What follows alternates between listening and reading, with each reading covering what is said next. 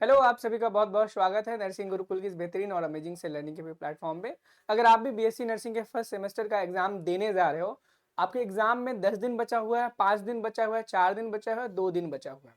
जैसे कि एबीबीएमयू वाले बच्चे जो हैं, उनके एग्जाम में मात्र 2 से 3 दिन बचा हुआ है। बीयूएचएस के जो बच्चे हैं, उनके में लगभग 12 से 13 दिन बचा हुआ है। महाराष्ट्र वाले जो बच्चे हैं, उनके में भी लगभग कुछ टाइम बचा हुआ है। चंडीगढ़ के जो बच्चे हैं, इस प्रकार से अलग-अलग बच्चों के अलग-अलग दिन बचे हुए हैं। लेकिन आज हम इस वीडियो में बात करने वाले हैं कि अगर आपका भी एग्जाम बहुत नजदीक आ चुका है और आपने अभी तक पढ़ा है, भूलते जा रहे हो, तो अब क्या करना है लास्ट टाइम पे, कुछ ऐसा आपको पॉइंट्स मिले, कुछ ऐसा डायरेक्शन मिले जिसको जान करके आप समझ करके आप अपनी पढ़ाई को अच्छे से रिवाइज कर लें। बहुत बार होता क्या है कि जब हम चीज़ों को पढ़ते जाते हैं, हमें ऐसा लगता है कि हमारा माइंड से सारी की सारी चीज़ें निकल जाती हैं। अभी अगर आपका एग्जाम 2 दिन बाद है जस्ट, तो अगर आप सोचोगे कि भाई मैंने क्या पढ़ा है ना, तो आपके माइंड से एकदम हर एक चीज ब्लैंक हो जाएगी।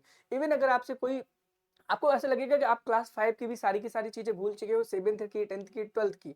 क्यों ऐसा होता है? क्योंकि आपके माइंड में सारी चीजें होती हैं, लेकिन ब्लैंक स्पेस सा लग रहा होता है। लेकिन वहीं पर अगर कोई व्यक्ति क्वेश्चन आपसे पूछ लेता है, तो आप उस चीज का जवाब दे पाते हो। एग्जाम्पल के लिए आपको भी लग रहा होगा कि भाई हम हर एक चीज भूल चुके हैं, लेकिन अभी इसी टाइम पे मैं आपसे क्वेश्चन पूछूं कोई भी 2+2, तो आप तुरंत 4 बता सकते हो। या फिर अगर आपके क्लास का भी कोई सब्जेक्ट का पूछूं कि भाई हमारे शरीर में कितनी हड्डियां होती, 206, सबको मालूम होगा। इसी प्रकार से अगर मैं कोई कठिन प्रश्न भी पूछूं, जैसे कि मान लो अगर आप नर्सिंग का एग्जाम दे रहे हो, तो फिजियोलॉजी में अगर मैं आपसे डायरेक्टली क्वेश्चन नहीं, आपको लग रहा है ना कि आप सब कुछ भूल चुके हो, चलो इस चीज को टैकल करते हैं। करने के लिए कैसे कर सकते हैं? अभी लग रहा है ना आप सब चीज भूल चुके हो, बिल्कुल। लेकिन अब सोचो, मैं आपको एक क्वेश्चन बता रहा हूं। अब इस क्वेश्चन को सोचना और बताना है क्वेश्चन आपको आता था कि नहीं आता है। आप कंप्लीटली मान रहे हो आप हर चीज भूल चुके हो? एग्जैक्टली ना। अब देखो, मैं क्वेश्चन बोल रहा हूं कि भाई रेस्पिरेशन के बारे में बताओ।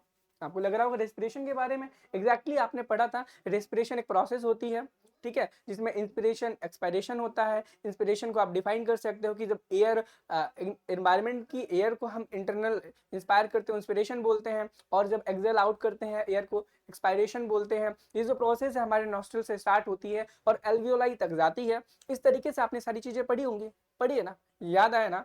ऐसे ही एग्जैक्टली हमारा ब्रेन काम करता है। हमें जब बहुत सारी चीजें पढ़ रखी होती है, तो हमें ऐसा लगता है कि हमने कुछ नहीं पढ़ा है।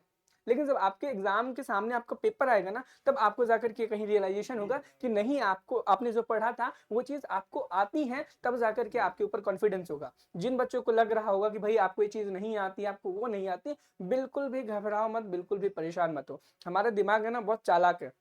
जब तक उसके सामने कोई चीज नहीं आती, तब तक आप कुछ नहीं कर सकते हो। जैसे आपके दिमाग के सामने चीजें आएंगी, आप ऑटोमेटिकली करने लगोगे। बस करना क्या है लास्ट टाइम में, अच्छे से अगर आपको लग रहा है कि आपने पढ़ लिया है, तो भाई ठीक है, अच्छी बात है। अब मत पढ़ो, कोशिश करो कि अब मत पढ़ो। पढ़ो तो वही चीजों को पढ़ो जो चीज आपको आती है। अगर आपको लगता है कि कोई चीज पढ़ रहे हो, आप पढ़ रहे हो, पढ़ते पढ़ते भूल जा रहे हो। और एक सबसे खास चीज, एग्जाम के लास्ट टाइम पे आपको क्या करना है, कोई भी नई चीज को नहीं पढ़ना है। अगर आपने जिन चीजों को पढ़ रखा है, अगर एनाटॉमी में आपने 5 टॉपिक्स पढ़े हुए हैं, रेस्पिरेशन पढ़ा है, डाइजेशन पढ़ा है, रिप्रोडक्टिव सिस्टम पढ़ा हुआ है, पढ़ रखा है, तो आप उन्हीं टॉपिक्स को बार बार रिवाइज करो। ठीक है, कोई नए टॉपिक को मत पढ़ो, कोई नए टॉपिक में मत घुसो, और अपने पुराने ही टॉपिक को कवर करो अच्छे से। ठीक है, उसके बाद क्या करो, रिवीजन इस तरीके से करते रहो। अब कोशिश करो कि प्रीवियस ईयर्स में जितने एमसीक्यूज आए हैं, प्रीवियस ईयर क्वेश्चन पेपर जितने भी हैं, उन सबको सॉल्व करते जाओ। इससे होगा क्या, आपको एक आइडिया लगता जाएगा कि किस प्रकार से आपके एग्जाम में क्वेश्चन आता है। एग्जाम से एग्जैक्टली पहले कुछ खास चीजें आपको नहीं करना है, अपने आप पे ही ध्यान दो। भाई आप अच्छी नींद लो, ताकि आप एग्जाम में जाकर के अच्छा एग्जाम में परफॉर्मेंस दे पाओ। साथ ही साथ में आप ज्यादा कोई प्रेशर मत लो। भाई एग्जाम सबका होता है, सब पास होते हैं, हर साल ये प्रॉब्लम आती है। मैं 2 साल से नर्सिंग के बच्चों को पढ़ा रहा हूँ, हर साल मेरे साथ ये प्रॉब्लम आती है। बच्चे बताते हैं कि सर हमने ये पढ़ा लेकिन हम भूल जा रहे हैं, हमारे साथ ये प्रॉब्लम आ रही है। तो घबराओ मत, अपने मन को एकदम रिलैक्स फील कराओ। अगर आपको म्यूजिक अच्छा लगता है तो म्यूजिक सुनो, अगर आपको गेम खेलना अच्छा लगता है तो थोड़ा बहुत गेम खेलो। अपने मन को थोड़ा सा पीस दो, शांति दो, ताकि अच्छे से आपका एग्जाम निकल सके। ये कुछ टिप्स एंड ट्रिक्स है जिनको आप अप्लाई करके लास्ट टाइम में जो आपके मन में प्रेशर आता है, टेंशन आता है, उसको आप कंट्रोल कर सकते हो सके तो आप थोड़ा सा योगा और एक्सरसाइज भी करें, जिससे आपका मन थोड़ा और चीज़ों से हट करके डाइवर्ट होगा। और ट्राई करो कि रील्स को स्क्रॉल कम करो। अगर रील्स को स्क्रॉल आप ज़्यादा करोगे तो इस टाइम पे आपका प्रेशर बढ़ता है, आपके मन में टेंशन बढ़ती है। क्यों? आप आपने कभी एक चीज़ देखी होगी, जब आपका इंस्टाग्राम नया-नया अकाउंट बना था या फिर रील्स का जो नया-नया ट्रेंड आया था, उस टाइम आप एक रील को पूरा देखते थे, है ना? लेकिन अब एक टाइम आ गया हो कि आप एक रील को 30 सेकंड्स की होती रील, आप 30 सेकंड छोड़ो, आप 10 सेकंड भी नहीं देखते हो, 10 सेकंड में से स्क्रॉल कर देते हो। यानी आपके अंदर जो सब्र की क्षमता है ना, वो खत्म हो चुकी है। तो कोशिश करो रील्स देखना बंद करो और लंबी चीज़ों पे काम करो। वीडियो लेक्चर्स को देखो, पढ़ो, क्लास नोट्स को रिवाइज़ करो और अपनी बुक्स को पढ़ना शुरू करो।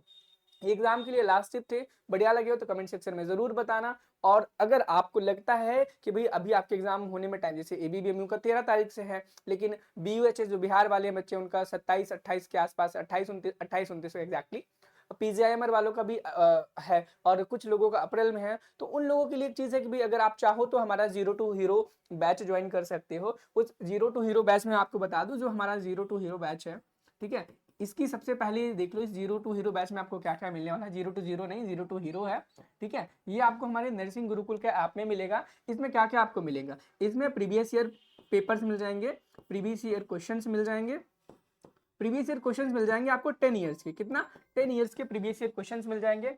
उसके साथ आपको हैंड रिटन नोट्स मिल जाएंगे, ठीक है, हैंड रिटन नोट्स मिल जाएंगे। साथ ही साथ में आपके एग्जाम में अगर एमसीक्यू टाइप के क्वेश्चंस आते हैं तो आपको एग्जाम में करने के लिए एमसीक्यू भी मिल जाएंगे, हर सब्जेक्ट के पर सब्जेक्ट 200 मिल जाएंगे। यानी कि लगभग 800 से 900 के आसपास आप क्वेश्चंस को कर ले जाओगे। तो भाई आपके एग्जाम में आते कितने हैं, हर सब्जेक्ट में 5-7 कुछ मैक्सिमम 7 एमसीक्यू आते हैं।